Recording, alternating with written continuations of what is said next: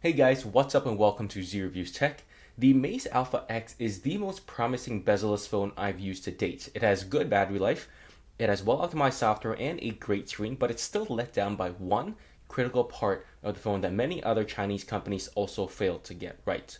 So a bit more about Maze. Maze is a very new company, and their first phone, the Maze Blade, had massive bezels and a mirror-like finish. Their second phone, the Maze Alpha, was quite a good device, and now they're trying their luck with the Maze Alpha X. This phone really isn't packed to the brim with great specifications. Maze has chosen instead to use a mid-range processor, Helio P25, 6 GB RAM, and a 3900 mAh battery. So, will this phone be an even bigger hit than the older Maze Alpha? Well, spoiler alert, it won't. There is one major part that really lets this phone down. So the Maze Alpha X is made of glass on the front and glass on the back.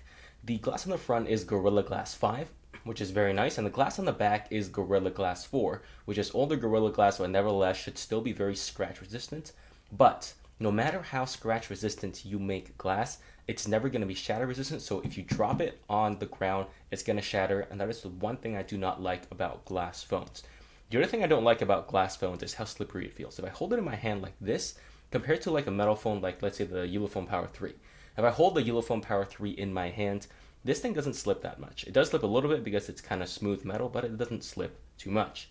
But if I'm holding the glass phone, this Maze Alpha, in my hand, this thing slips like crazy. And if I put it on the flat ground like this, and the ground is a little bit inclined, maybe like 2 degrees, it'll slide right off. And those are very big downsides to glass displays and glass phones. So that's one of the reasons, or one of the few reasons I do not like the build quality of the Maze Alpha. It's fragile and it's slippery.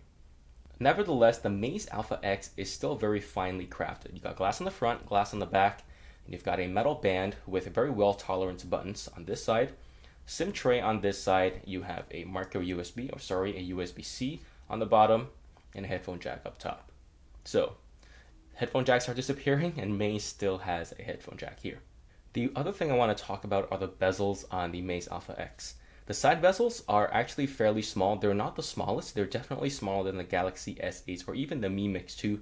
The top bezel is fairly decent for a tri-bezel-less phone, but it's still a little bit big. And that's probably one of the reasons why companies like iPhone, they put a notch in order to make the bezel on the top smaller.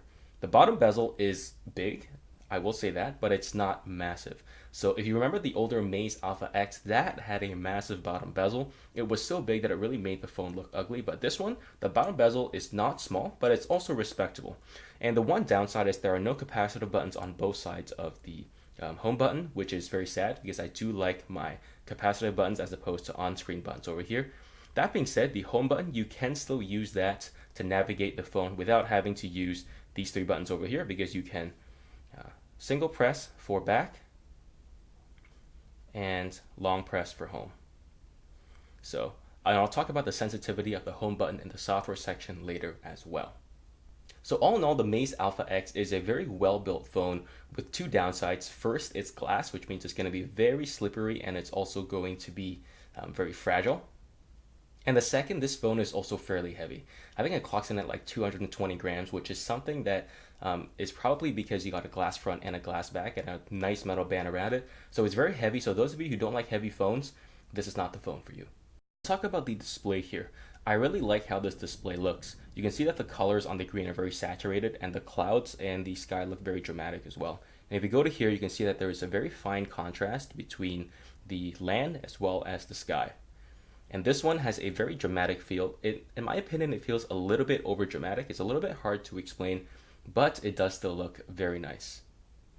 This one is nice. You can see that the left side here is a little bit overexposed, and that's the fault of the picture and not the screen itself. And here you can see that the colors on the trees are very nice, red, deep, saturated. And finally, this picture is one of the best pictures to showcase how good the screen can get. You can see that the raindrops on the pine needles are so crisp and so clear. And the colors on the green, they're so dark and they're so deep and saturated, and they just look great. And one more thing to mention is the max brightness of the screen is actually very decent. It goes up to about 450 to 500 nits, which means that if you are in bright sunlight, you will be able to see the screen. You might not be able to see it as well as an AMOLED screen that goes up to like 1000 nits, but 450 to 500 is definitely respectable for the screen. And again, to mention, it does have Gorilla Glass 5, so you don't have to worry about scratching the screen, just don't crack it. And the touch sensitivity here is also very good. So all in all, very good screen, no complaints for the Meiz Alpha X. So now let's talk about audio quality. There is a single bottom firing speaker on the phone, and I would say the biggest downside to the speaker here is the audio volume.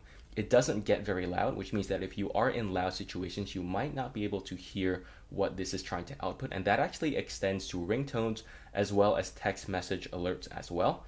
You might not be able to hear it. But that being said, you can turn on MediaTek's volume enhancer, which makes everything louder. But the downside for that is that you do get distortion at maximum volume, where you don't get that if you don't turn it on. So let's talk a little bit more about the audio quality as well. The quality is actually decent. There is a little bit of a lack of bass, but everything else is fine. When I'm playing games or I'm watching TV or movies or YouTube, the audio here definitely sounds usable for the majority of users worldwide.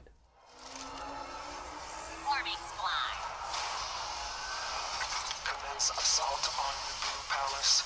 All units escort multi troop transport and protected from clone ion disruptors. Wave 1 was eliminated. You are wave 2. 80% casualties predicted.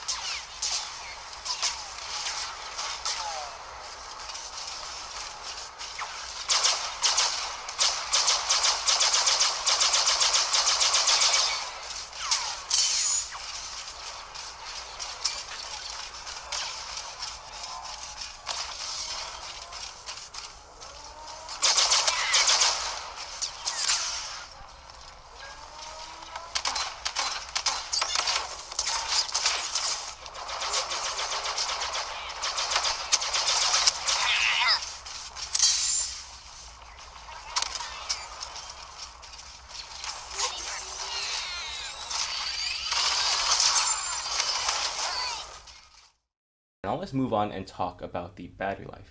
There is a 4,000 milliamp hour battery powering the Helio P25, the 6-inch screen, as well as 6 gigs of RAM, 64 gigabytes of ROM, and all that stuff. And I have to say that I think battery life could be better on the Meiz Alpha X, but it's already pretty good. So I had this phone on for about 3 days, and I have to say that standby battery life is superb. During when I was sleeping for about 8 hours, the battery life dropped about 3%. So your standby battery life is going to be great. That's why I'm able to last for so long without the battery completely draining, almost 3 days or more than 3 days. And let's look at the screen on time now. It's 4 hours and 46 minutes, almost 5 hours of screen on time, which is honestly not that great if you don't consider that this phone has been on for 3 days. If it's like just 1 day, 5 hours is not that great. But it's been almost 3 days or more than 3 days that I've had this phone on, and you have to take into account all that standby battery drain, that even though it's good standby battery drain, it is battery drain nonetheless. So the battery life here is good, and the 5 hours of screen on time mostly consisted of taking pictures, some YouTube, and some games, as well as browsing the web. So it's a mix of heavy and light use. So I think that my use is quite representative of what most people will use their phone for. So I think you can expect to have about 5 hours of screen on time over 3 days. Again, depending on how strong your cellular towers are, and again, depending on whether or not you're getting good reception on your phone and what kind of, whether it's 3G or LTE as well. Nevertheless, I do think battery life could be better. I do think Meiz could do a better job optimizing. I think they could squeeze more battery life out of the battery over here. All right, let's move on to talk about the software. Here we have stock Android 7.0, and everything is very stock, and I love it. I absolutely love it. Thank you so much, Meiz, for not putting stupid skins on your devices. And I have to say that Meiz did a very good job optimizing to make sure everything is super fast, super fluid, and it's almost on par with Nexus devices, or sorry, not Nexus devices anymore, Pixel devices. The older Pixel devices is definitely on par with those. So yeah, and you consider that this is not that powerful a processor compared to like a Snapdragon 820 or even a Snapdragon 830, and you can see that Meiz put quite a bit of time into optimizing the software here. However, once you do get into launching apps, I'm just gonna kill all the apps over here, but once you do get into launching apps, you do start seeing that the Helio P25 is a little bit slow. You can see a little bit of lag as you try to open bigger apps. So let's open this. See that kind of half a second delay when you opened Relay. Let's open Newsstand. See how there's like almost a 1 second delay after the logo popped up. Let's try something else. Google Play Music. Again, you see a little bit of delay, whereas if you had a more powerful processor, this phone would launch absolutely instantly. However, once you have everything loaded into RAM, and you do have 6 gigabytes of RAM in this phone, then everything launches instantly, and it's a very, very good experience that we can experience over here. So I do like it a lot. Yeah, definitely good. And finally, I want to show you guys that there is a massive amount of storage here. There is 128 gigabytes of storage. I will say that I've never really cared about storage. 64 is enough for me. I don't need 128. But after using a phone with 128 gigabytes of storage, I've come to appreciate that I can store a lot of movies and TV shows on this phone, and it's absolutely amazing.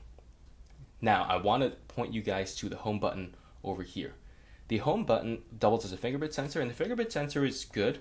It's accurate, it's fairly fast, it's not bad. I do like it, but the one problem with the home button is that it's not the fingerprint sensor, it's okay, but it's the activation. If you tap it lightly like this, you'll see that nothing happens. I'll do that, nothing happens. You have to tap it hard in order for the phone to register that you actually tapped it. But if you tapped it lightly, nothing happens, see that?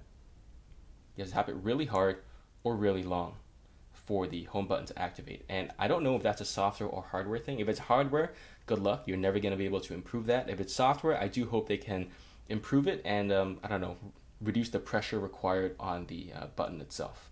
Because right now, it's very annoying that you have to press really hard onto the phone. And if you're holding it in one hand, especially since it's a bezel-less phone and it's glass, you have to tap pretty hard and you risk losing your grip on the phone as well. All right, let's move on to gaming. I'm going to play a couple of games on this device, and you can see how it will perform.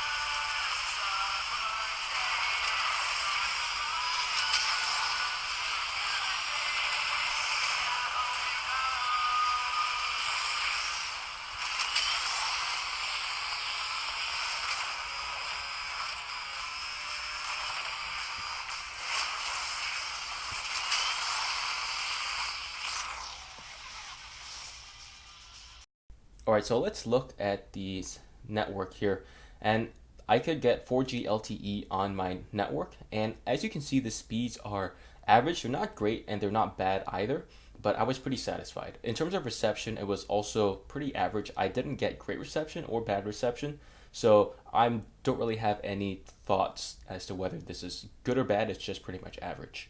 Wi-Fi reception is average as well. Bluetooth works. GPS though is below average. It took quite a long time to get a lock, and when it did get a lock, sometimes I would get jumping around when I'm navigating. That being said, it's still good enough if you want to navigate in a new city. So the camera is where the Maze Alpha X disappoints.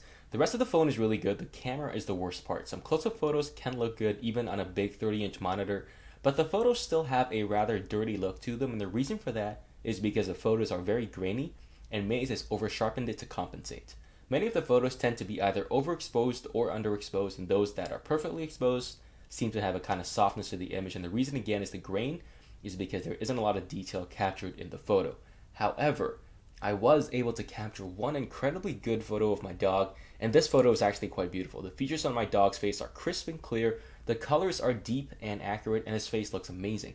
However, if you look at other parts of the photo, they look pretty bad. Now, before I saw this great photo, my conclusion would be that Maze had bad camera hardware. But because it could take such a clear and crisp photo of my dog, I suspect it could be the software instead. There is one area where Maze did a great job with the software though, and that would be HDR. Again, the problem with this photo is the grain and lack of detail, but I have to say that HDR makes the photo's colors look absolutely amazing. I don't think many other Chinese phones come close to this, not even the Verni X or the Ulefone Power 3. Low light performance is actually very, very bad. Look at the grain on this photo, way worse than the Verni X and again the Ulefone Power 3.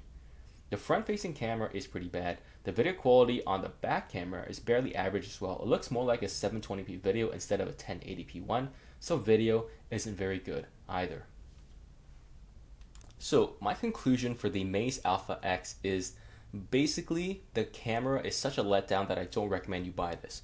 The rest of the phone is great, well, except for the build quality, which I personally don't like. You might like glass phones, but I personally don't like them because they're super fragile and super slippery.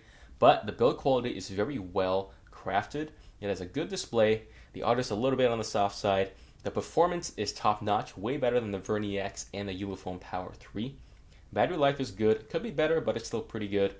Gaming, you can play any game you want. Camera, again, is the worst part.